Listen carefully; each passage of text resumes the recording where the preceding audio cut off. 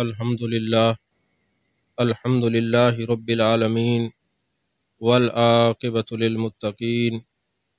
والصلاة والسلام علی سید الرسل وخاتم الانبیاء والمرسلین وعلی آلہ الطیبین واصحابہ الطاہرین اما بعد فاعوذ باللہ من الشیطان الرجیم بسم اللہ الرحمن الرحیم وَكُونُوا مَعَ الصَّادِقِينَ صدق اللہ العظیم و صدق رسولہ النبی الکریم الامین قال اللہ تبارک و تعالی فی شان حبیبہ مخبرا و آمرا ان اللہ و ملائکتہ یصلون علی النبی یا ایہا الذین آمنوا صلوا علیہ وسلموا تسلیما اللہم صلی علی سیدنا و مولانا محمد وعلی آل سیدنا و مولانا محمد وبارک وسلم وصلی علیہ الصلاۃ والسلام علیک یا رسول اللہ وعلی آلک و صحابک یا حبیب اللہ۔ تمام تعریفیں اللہ تبارک و تعالیٰ کے لیے ہیں جو خالق کائنات بھی ہے، مالک کے شش جہات بھی، جو احد بھی ہے، صمد بھی ہے، جس کی شان لم یلد بھی ہے ولم یولد بھی۔ لا تعداد ہدیہ درود و سلام بارگاہ سید الانام، شفیع رحمت، والی امت، شاہ خوباں، جان جانا، شہنشاہ حسینہ، سید سروراں، سیاہ لامکاں، تتیمہ دوراں، سرخیل زہرہ جمالاں، رازدان ما اوہا، شاہد ما طغا، صاحب علم نشرہ، معصوم آمنہ،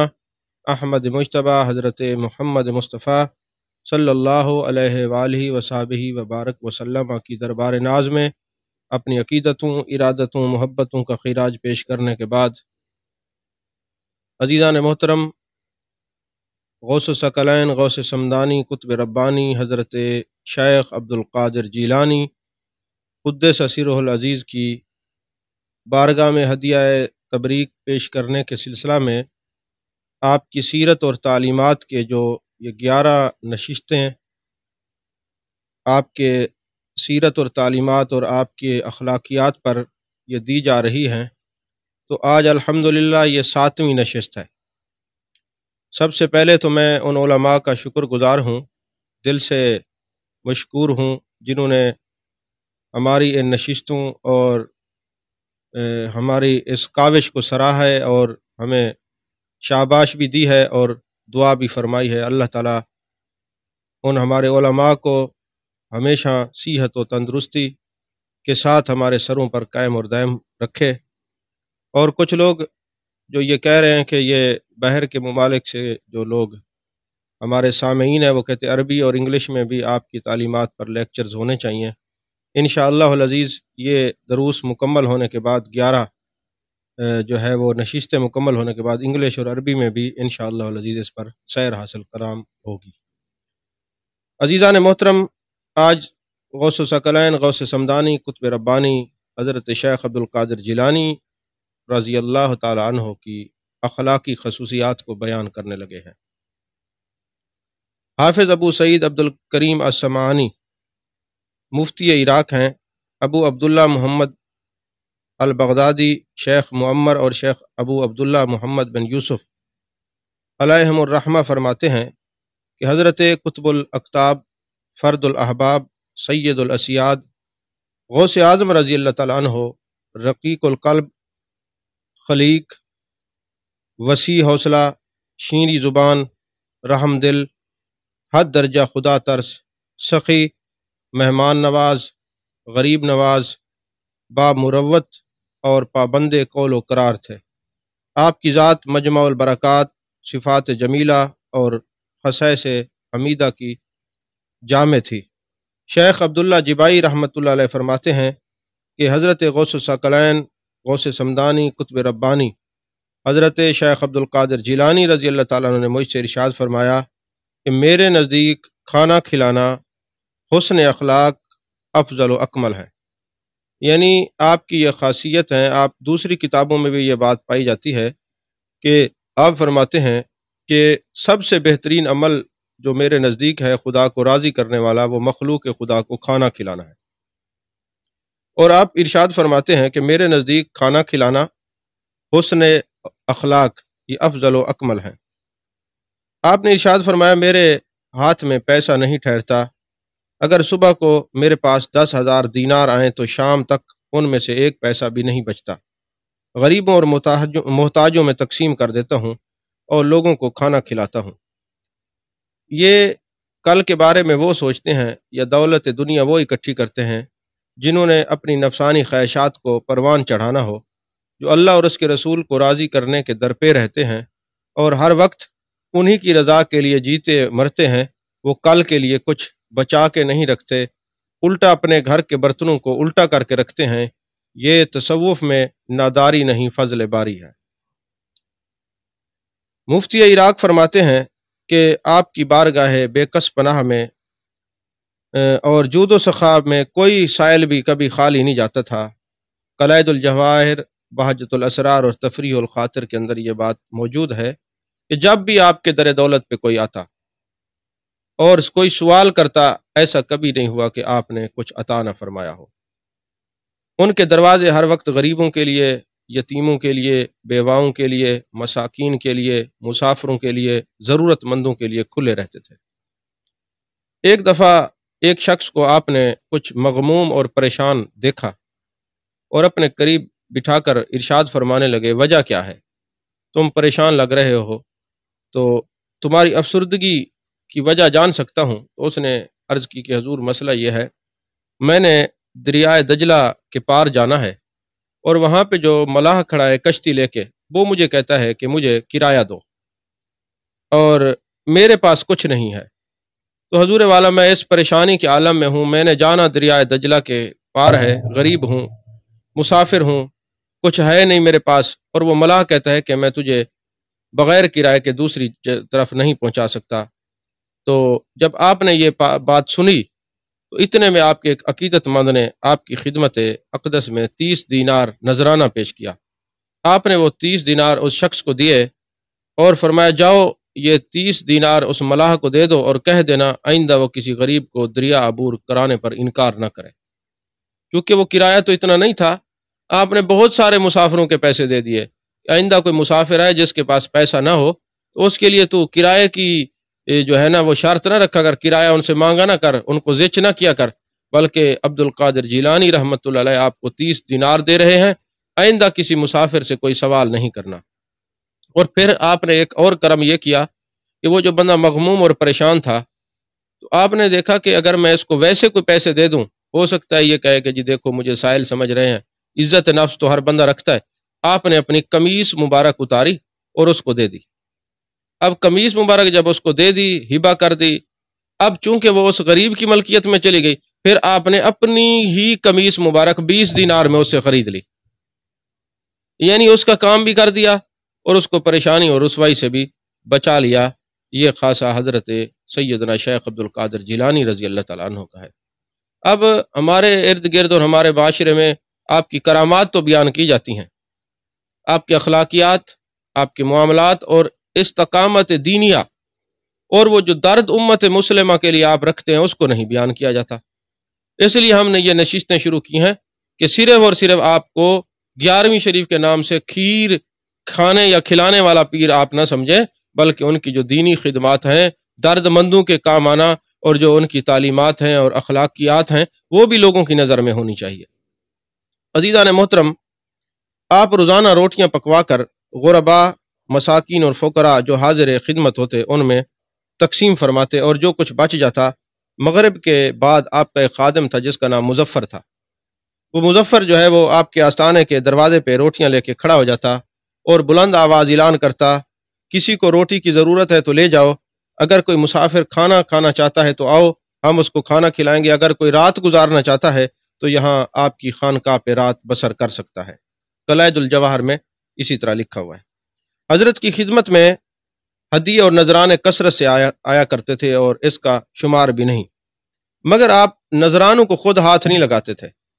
طریقہ کار یہ ہوتا کہ جہاں آپ تشریف فرما ہوتے، مصلی کے اوپر آپ جلوہ گر ہوتے، جس نے نذرانہ پیش کرنا ہوتا وہ آپ کے مصلی کے نیچے وہ نذرانہ رکھ دیتا، اور آپ انہی پیسوں میں سے بعض اوقات لوگوں کو نذرانے بھی دیتے ضرورت مندوں مساکین غریبوں کو بھی عطا فرماتے، اور بعض اوقات ایسا ہوتا کہ جو لوگ آپ کے پاس ہدیہ لے کے آتے تو آپ ان کو بھی ہدیہ عطا فرماتے تھے، کیونکہ میرے آقا علیہ الصلوۃ والسلام کا فرمان ہے کہ ایک دوسرے کو ہدیہ دیا کرو، دوستوں کو ہدیہ دیا کرو، اس سے محبتیں بڑھتی ہیں۔ یعنی حضرت غوث الثقلین غوث سمدانی حضرت شیخ عبد القادر جیلانی رحمۃ اللہ علیہ صرف ہدیہ وصول کرنے والے پیر نہیں تھے، بلکہ ضرورت مندوں کے کام آنے والے بھی پیر تھے۔ یعنی محبوب علیہ الصلوۃ والسلام کی اس حدیث پر عمل پیرا تھے کہ جب دوست ہدیہ دیتے ہیں تو جیسے ہدیہ لینا سنت ہے، اس طرح ان کو ہدیہ دینا بھی میرے جانے جانا کی سنت ہے۔ تو اور پھر اگر جو پیسے بچ جاتے، پھر جو لنگر کے خدام ہوتے ان کو فرماتے یہ لے جاؤ، کچھ روٹی پکانے والے کو دے دو، کچھ باورچی کو دے دو، اس طرح آپ پورے پیسے جو ہے وہ لنگر شریف کے تقسیم فرما دیتے تھے۔ روزانہ شب کو آپ کا دسترخوان بچھایا جاتا جس پر آپ اپنے مہمانوں کے ہمراہ کھانا تناول فرماتے تھے۔ اب دیکھیں نا، مہمانوں کے اندر بیٹھ کے، مریدین کے اندر بیٹھ کے کھانا کھانا، یہ بھی غوث الثقلین کی سنت ہے۔ عموماً ہم دیکھتے ہیں کہ اکثر پیر حضرات انہوں نے علیحدہ لنگر خانے بنائے ہوتے ہیں، وہاں پہ مریدین بیچارے بیٹھے رہتے ہیں اور پیر صاحبان اپنے حجروں سے باہر ہی نہیں آتے۔ لیکن غوث الثقلین غوث سمدانی حضرت شیخ عبد القادر جیلانی رحمۃ اللہ علیہ کا یہ طریقہ کار تھا کہ آپ غرباء اور مساکین کو اپنے ساتھ بٹھا کے کھانا کھلاتے تھے، اور پھر آپ کا کمال یہ تھا کہ جس دسترخوان پہ مہمان بیٹھتے آپ اس دسترخوان پہ دینی طلباء کو اہمیت دیتے تھے، اپنے ساتھ بٹھا کے کھانا کھلاتے تھے، اور اس دسترخوان پر آپ کے دینی طلباء کی تعداد زیادہ ہوا کرتی تھی۔ شیخ ابو محمد طلحہ بن مظفر فرماتے ہیں کہ حضرت غوث اعظم نے اپنے مجاہدہ کے ایک دن خود تذکرہ فرمایا۔ ظاہر سی بات ہے، جب اپنے خاص الخاص مریدین میں آپ جلوہ فرما ہوتے تو ہمارے معاشرے کے اندر نا، جب کسی بندے کو عروج مل جائے تو پھر وہ دیکھتے ہیں کہ یار اس کی بڑی اڑان ہے، اس کی بڑی پرواز ہے، لیکن وہ اس کے پاؤں کے چھالے بھول جاتے ہیں،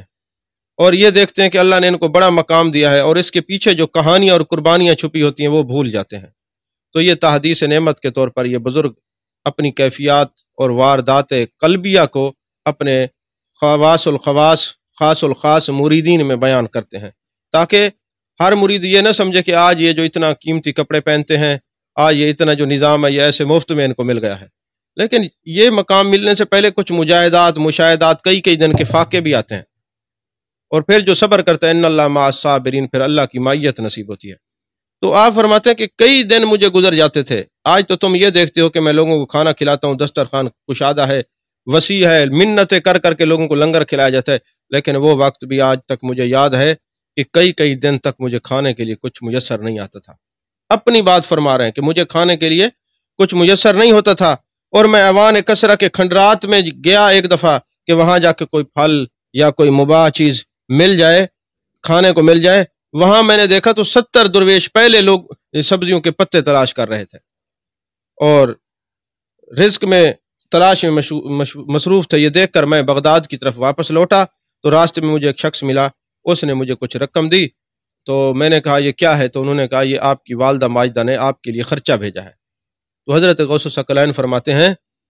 میری امی جان نے جو میرے لیے خرچہ بھیجا تھا، میں نے تھوڑے سے پیسے اپنی ضرورت کے لیے رکھے، باقی جو لوگ رزق کی تلاش میں تھے سارے ان میں تقسیم کر دیے کہ جاؤ تم کھانا کھاؤ۔ تو اور پھر جو پیسے رکھے تھے وہ بھی خود نہیں، وہ بھی لوگوں کے لیے دسترخوان بچھایا اور غرباء اور مساکین کو بٹھا کے دسترخوان پہ کھانا کھلا دیا، کیونکہ خود فرماتے ہیں کہ سب سے بہترین عمل پسندیدہ میرے نزدیک خدا کے قریب کرنے والا بھوکھوں کو کھانا کھلانا ہے۔ قلائد الجواہر میں یوں ہی لکھا ہوا ہے، اور دوسرے جو رسائل کئی میری نظر میں ہے، میرے پاس موجود ہے، میں ان کے نام نہیں لیتا، جو مستند اور معتبر کتب ہیں اس کے حوالہ جات میں آپ کے نظر کرتا رہتا ہوں۔ شیخ موفق الدین فرماتے ہیں کہ جب میں حضرت کی خدمت میں استفادہ کے لیے حاضر ہوا تو آپ نے مجھے اپنے مدرسہ نظامیہ میں ٹھہرایا، اور اکثر اوقات آپ میرے پاس تشریف لاتے، جلوہ گر ہوتے،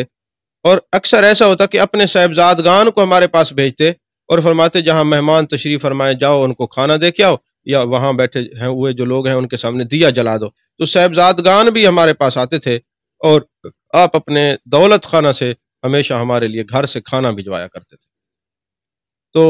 حضرت کے فرزند ارجمند سید عبد الرزاق قدس سیرہ العزیز فرماتے ہیں کہ ایک مرتبہ آپ سفر حج پر تشریف لے گئے، کثرت تعداد جو تھی آپ کے خدام کی تھی، راستے میں موضع ہلا نزد بغداد میں جب پہنچے نا تو آپ نے خدام کو حکم فرمایا کہ اس بستی میں جا کر سب سے زیادہ مفلس، بےکس اور نادار گھر تلاش کرو۔ یہ کون ہے؟ حضرت غوث الثقلین ہے، حضرت سیدنا شیخ عبد القادر جیلانی ہے۔ تو تحقیق سے معلوم ہوا کہ ایک گھر بہت نادر اور مفلوق الحال ہے جس میں 2 بوڑھے محتاج عورت مرد رہتے ہیں، اور ایک بچی بھی ان کی ساتھ رہتی ہے۔ خود اس مکان پر آپ تشریف لے جاتے ہیں اور دونوں سے پوچھا کہ ہم تمہارے مقام میں ٹھہرنا چاہتے ہیں، اس مکان کے اندر تو کیا اجازت ہے؟ تو میاں بیوی تھے، ان کی ایک بچی تھی، غریب تھے، تو انہوں نے دیکھا کہ حضرت شیخ عبد القادر جیلانی رضی اللہ تعالیٰ عنہ اس مکان کے اندر ٹھہرنا چاہتے ہیں، تو انہوں نے خوشی سے اجازت دے دی۔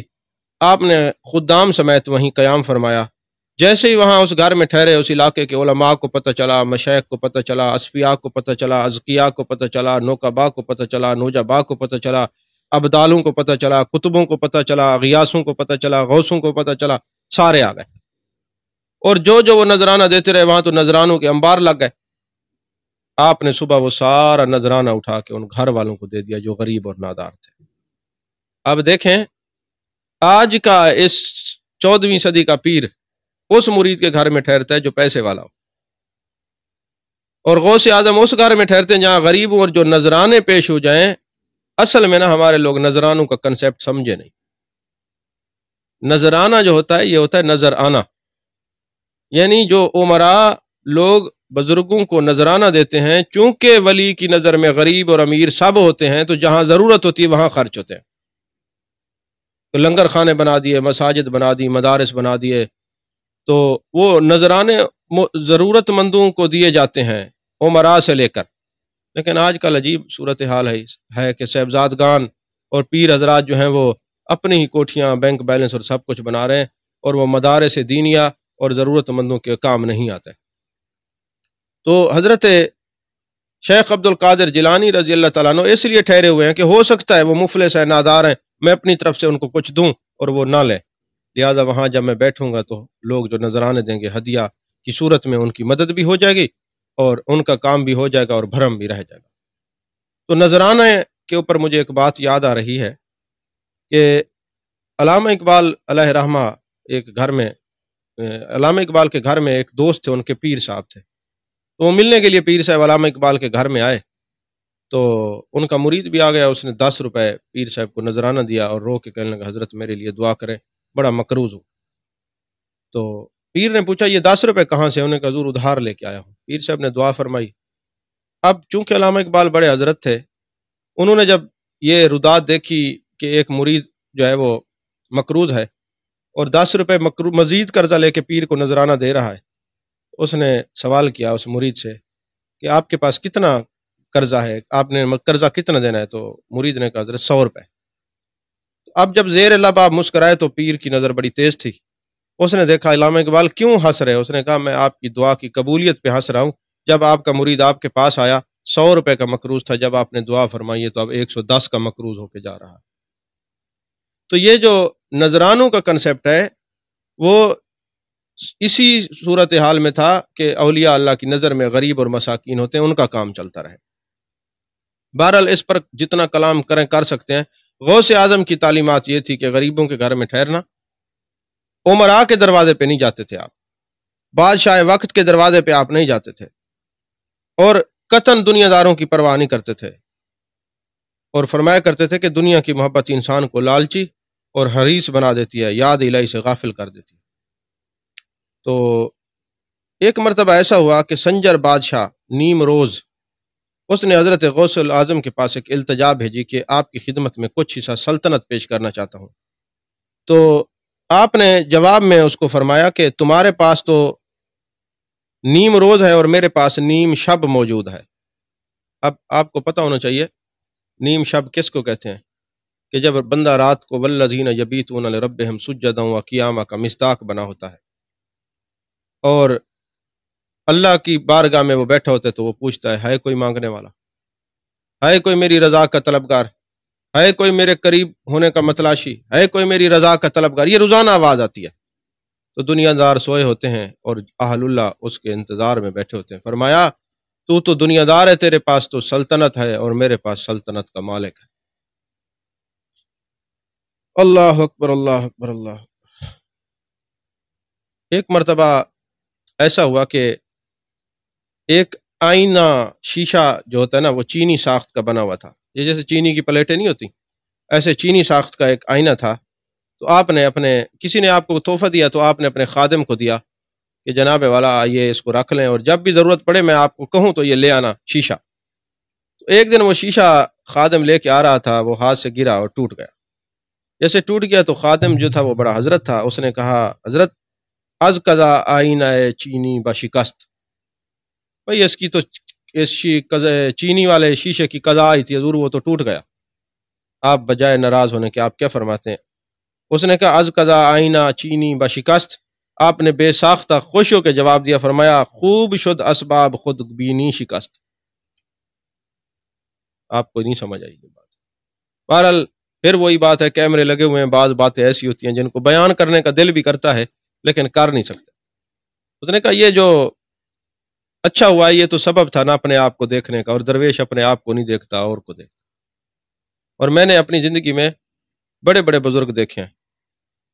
ہمارے اپنے سلسلے میں بزرگ دیکھے ہیں۔ میں نے اپنے شیخ کریم کو دیکھا ہے، وہ شیشہ کم دیکھتے تھے، فرماتے اپنے آپ کو نہیں دیکھنا، بس اس صورت میں اپنے یار کی صورت کو دیکھنا۔ تو وہی بات کی کہ خوب شد اسباب خود بینی شکست۔ تو علماء محققین نے آپ کے اخلاق کا تذکرہ اس طرح فرمایا ہے کہ حضرت سیدنا غوث پاک نہایت ہی رقیق القلب تھے، آپ کے آنسو بہت جلد رواں ہو جاتے تھے، خوف خدا ان کو حد درجہ تھا۔ ظاہر سی بات ہے جو جتنا قریب ہوتا ہے اللہ کے اتنا ہی اس سے ڈرنے والا ہوتا ہے، اور لوگوں پر ان کی ہیبت بہت زیادہ طاری ہوتی تھی، ان کی دعائیں قبول ہوتی تھیں۔ اخلاق میں آپ کا بہت بڑا درجہ تھا، فحش باتوں سے دور رہتے تھے، سچائی کے بہت قریب تھے، احکامات خداوندی کے خلاف ورزی دیکھ کر بہت غصے ہوتے اور سختی فرماتے، لیکن اپنی ذات کی خاطر کسی سے ناراض نہ ہوتے، اور اللہ کی رضا کے علاوہ کسی کی مدد نہ فرماتے، کسی سائل کا سوال رد نہ فرماتے، خواہ ان کے جسم کے پہنے ہوئے کپڑوں میں سے ایک کا سوال کرنا جو ہے وہ میسر بھی نہ آتا۔ یعنی بعض اوقات اچھے لوگ کپڑے پہنتے ہیں اور یہ نہ فرماتے تم نے تو اچھے کپڑے پہنے ہوئے، اچھے گھر کے لگتے ہو، پھر کیوں مانگتے ہو؟ نہیں، جس نے سوال کیا ہے تو آپ نے عطا فرمایا۔ اور آپ بہت بڑے عالم تھے، قرب الہی اور لوگوں کو ادب خدا سکھانے والے تھے، انس ان کا ساتھی تھا، سچ غوث پاک کا سرمایہ تھا، روزمرہ کی فتح تھے آپ، بردباری آپ کا جوہر تھا، ذکر الہی ان کا وزیر تھا، مکاشفہ ان کی غذا تھی، مشاہدہ ان کی شفا تھی، شریعت ان کا ظاہر تھا، اور اوصاف حقیقت ان کے بھید تھے۔ یہ حضرت غوث ثقلین کے بارے میں بڑے بڑے علماء اور محققین نے یوں ہی درج کیا ہے، اور بہجت الاسراء اور تفریح الخاطر کے اندر یوں ہی لکھا ہوا ہے۔ اچھا، پھر میرے آقا نے فرمایا اتقوا فراست المومن فإنہ ینظر بنور اللہ، مومن کی نور فراست سے بچو، وہ اللہ کے دیے ہوئے نور سے سب کچھ دیکھ لیتا ہے۔ تو آپ جو ہیں غوث سمدانی واقف اسرار لامکانی حضرت شیخ عبد القادر جیلانی رضی اللہ تعالیٰ عنہ کا فرمان ہے کہ اگر میری زبان پر شریعت کی رکاوٹ کی لگام نہ ہوتی تو میں تم کو ان سب چیزوں کی خبر دے دیتا جو تم گھروں میں کھاتے ہو اور جو تم چھپا کے رکھتے ہو۔ تم سب حضرات میرے سامنے شیشے کی بوتلوں کی طرح ہو جس کے اندر ظاہر اور باطن واضح طور پہ نظر آتا ہے۔ خضر الحسینی سے روایت ہے کہ حضرت سیدنا غوث اعظم نے مجھ سے ارشاد فرمایا تم موصل جاؤ گے اور وہاں تمہارے ہاں اولاد ہوگی، پہلا لڑکا ہوگا جس کا نام محمد رکھنا، جب وہ 7 سال کا ہوگا تو بغداد کا ایک علی نامی نابینا شخص 6 ماہ میں قرآن پاک حفظ کرا دے گا، اور تم 94 سال 6 ماہ اور 7 دن کی عمر میں اربل شہر میں انتقال کرو گے، اور تمہاری سماعت و بصارت اور اعضاء کی قوت اس وقت بھی صحیح اور تندرست ہوگی۔ یعنی اتنا سال کے بعد بھی، یعنی 94 سال 6 ماہ اور 7 دن کے بعد تمہارا انتقال ہوگا، تیری آنکھیں بھی سلامت ہوں گی، کان بھی سلامت ہوں گے، تجھے کوئی بڑھاپے کے اثرات نہیں ہوں گے۔ چنانچہ خضر الحسینی کے فرزند ارجمند ابو عبداللہ محمد بیان کرتے ہیں کہ میرے والد خضر موصل شہر میں آ کر آباد ہوئے، اور وہیں ماہ صفر المظفر 561 ہجری میں میری ولادت ہوئی۔ جب میں 7 برس کا ہوا تو میرے والد محترم نے میری تعلیم کے لیے ایک جید حافظ قرآن کی تقرری فرمائی۔ بزرگوار نے جب ان کا نام اور وطن پوچھا تو حافظ نے اپنا نام علی اور اپنا وطن بغداد شریف بتایا۔ بعد ازیں میرے والد ماجد نے فرمایا واقعات سے تو حضرت غوث ثقلین نے مجھے پہلے ہی مطلع فرما دیا تھا۔ پھر 9 سفر المظفر 625 کو اربل شہر میں میرے والد صاحب کا 94 سال 6 ماہ اور 7 دن کی عمر میں انتقال ہوا، اور آپ کے تمام حواس اور اعضاء بالکل صحیح تھے۔ بہجت الاسرار اور قلائد الجواہر میں یہ بات موجود ہے۔ اسی طرح حضرت والا شان حضرت غوث ثقلین غوث سمدانی قطب ربانی شیخ عبد القادر جیلانی رضی اللہ تعالیٰ عنہ کے صاحبزادے سیدنا سیدی عبد الوہاب شاہ صاحب فرماتے کہ ایک دفعہ غوث اعظم سخت بیمار ہو گئے، سخت علیل تھے، اور ہم ان کے ارد گرد آپ دیدہ ہو کے بیٹھے ہوئے تھے، ہمارے بہن بھائی صاحب بیٹھے ہوئے تھے، تو ہم زار و قطار رو رہے تھے کہ آپ کا دنیا کے جانے کا وقت ہو گیا۔ آپ مسکرائے اور فرمایا ابھی مجھے موت نہیں آئے گی، کیونکہ میری پشت میں یحییٰ نامی لڑکا ہے، جب تک وہ پیدا نہیں ہوگا سو آپ کے فرمان کے مطابق صاحبزادے کی ولادت ہوئی، میرے بھائی کی ولادت ہوئی، تو آپ نے ان کا نام یحییٰ رکھا، اور کچھ عرصے تک بعد تک آپ زندہ رہے۔ تو ایک روز شیخ ابو البقاء، یہ بھی ظاہری طور پہ ان کی نابینا تھے، ایک روز حضرت غوث اعظم کی مجلس سے گزرے نا، جب آپ کی آواز سنی، آپ کی باتیں سنی، تو دل میں خیال گزرا کہ یہ اجمی ہیں، تو میں ان کو سنتا چلوں کہ یہ کیسی جو ہے نا وہ گفتگو کرتے ہیں۔ تو پہلے اتفاق کبھی نہیں ہوا کرتا تھا، جب آپ کی مجلس میں حاضر ہوا تو آپ واز فرما رہے تھے، آپ نے اپنا کلام چھوڑ کر مجھے دیکھا، فرمانے لگے یا عامل عین والقلب، اے عقل کے اندھے اور آنکھوں کے اندھے، تو اس اجمی کا کلام سن کے کیا کرے گا؟ یہ کہا تو میں نے دل میں تھا، بس یہ آپ کا فرمان سن کے مجھ سے ضبط نہ ہوا، میں آپ کے ممبر کے قریب گیا اور میں نے کہا حضور مجھے خرقہ پہنائے۔ تو پھر آپ نے اپنا خرقہ پہنایا اور فرمایا اگر اللہ تعالیٰ تمہاری عاقبت کی مجھے اطلاع نہ فرماتا تو تم گناہوں کی وجہ سے ہلاک ہو جاتے۔ یہ قلائد الجواہر کے اندر اسی طرح لکھا ہوا ہے۔ اسی طرح عبداللہ زیال رحمۃ اللہ علیہ بیان کرتے ہیں کہ حضرت غوث الاعظم کے مدرسے میں کھڑا تھا کہ حضرت اپنے دولت خانہ سے آسامہ مبارک لیے باہر تشریف لائے، ہاتھ میں سوٹا تھا، ڈنڈا مبارک تھا، آسام مبارک تھا۔ تو میں نے دل میں خیال کیا کہ آپ تو جو سوچتے ہیں ویسے ہو جاتا ہے، کبھی انگلی روشن کرتے ہیں، آج اس ڈنڈے کو روشن کر کے دکھائیں نا تو بڑا مزہ آ جائے گا۔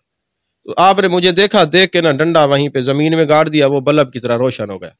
اب وہ ڈنڈا جلتا رہا اور میرے پاس آپ 1 گھنٹہ کھڑے رہے اور باتیں کرتے رہے، لوگوں سے ملتے رہے۔ 1 گھنٹے کے بعد ڈنڈا نکالا، وہ اپنی اصلی ساخت میں آ گیا اور میری طرف دیکھا، فرمایا اے زیال تم تو اس چیز کے خواہش مند تھے نا،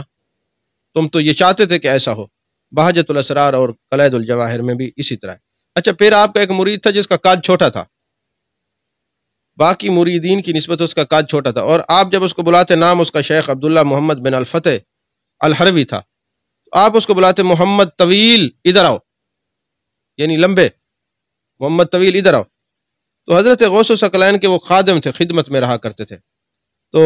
ایک دن جب آپ اس کو فرماتے نا محمد طویل ادھر آؤ ادھر آؤ ادھر آؤ، ایک دن اس نے عرض کی بندہ نواز میرا قد چھوٹا ہے، آپ مجھے طویل کیوں کہتے ہیں؟ تو آپ نے ارشاد فرمایا تم طویل العمر اور طویل الاسفار ہو، تیری عمر بھی بہت ہوگی اور تیرے سفر بھی بہت ہوں گے۔ تو بس آپ کے فرمانے کے بعد شیخ عبداللہ محمد بن ابو الفتح الحروی کی عمر 137 سال ہوئی، اور انہوں نے کئی ممالک کا سفر کیا، حتیٰ کہ کوکاف کی سیر و سیاحت کی جہاں جنات ہوتے ہیں، اور فرماتے ہیں کہ یہ بہجت الاسرار میں یوں ہی لکھا ہے، اور فرماتے ہیں کہ مجھے اس وقت سمجھ آئی کہ میرے شیخ نے فرمایا تیری عمر بھی لمبی ہوگی اور تیرے جو ہے نا سفر بھی بہت سارے ہوں گے۔ اسی طرح شیخ محمد بن الخضر فرماتے میں نے اپنے والد ماجد سے سنا، انہوں نے بیان فرمایا کہ ایک مرتبہ غوث اعظم رضی اللہ تعالیٰ عنہ کی خدمت اقدس میں حاضر تھا اور دفعتاً شیخ احمد رفاعی کی زیارت کا خیال دل میں آیا، تو آپ نے فرمایا اے خضر لو شیخ احمد کی زیارت کر لو۔ میں نے آپ کی آستین کی طرف نظر اٹھا کر دیکھا تو مجھے ایک ذی وقار بزرگ نظر آئے، میں نے اٹھ کر ان کو سلام عرض کیا اور ان سے مصافحہ کیا، تو شیخ احمد رفاعی نے مجھے فرمایا اے خضر جو شخص شہنشاہ اولیاء اللہ شیخ عبد القادر جیلانی کی زیارت سے مشرف ہوا ہے اس کو میری زیارت کی کیا آرزو ہے، میں بھی تو حضرت کی رعیت میں سے ہوں۔ یہ فرما کر وہ میری نظروں سے غائب ہو گئے۔ تو حضرت غوث ثقلین کے بعد جب میں شیخ احمد رفاعی کی خدمت میں حاضر ہوا تو بالکل وہی شکل و صورت کے مطابق جیسے میں نے دیکھا تھا آپ تشریف فرما تھے، تو جن کو میں نے غوث اعظم کی آستین میں دیکھا تھا، حضرت غوث پاک نے مجھے دیکھا تو فرمایا کیا میری ملاقات کافی نہیں تھی، میری مجلس میں بیٹھ کر احمد رفاعی کو دیکھنا چاہتے ہو؟ تو قلائد الجواہر میں اسی طرح لکھا ہوا ہے۔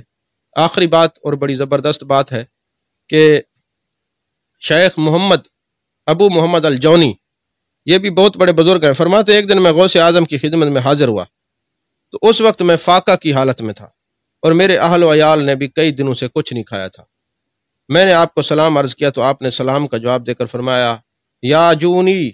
الجوع خزانۃ من خزائن الحق، فرمایا اے جونی، بھوک اللہ تعالیٰ کے خزانوں میں سے ایک خزانہ ہے، جس کو اللہ دوست رکھتا ہے اس کو بھوک عطا فرماتا ہے۔ اب آپ کا یہ کلام دیکھیں، آپ نے فرمایا کہ الجوع خزانۃ من خزائن الحق، بھوک جو ہے یہ اللہ کے خزانوں میں سے ایک خزانہ ہے۔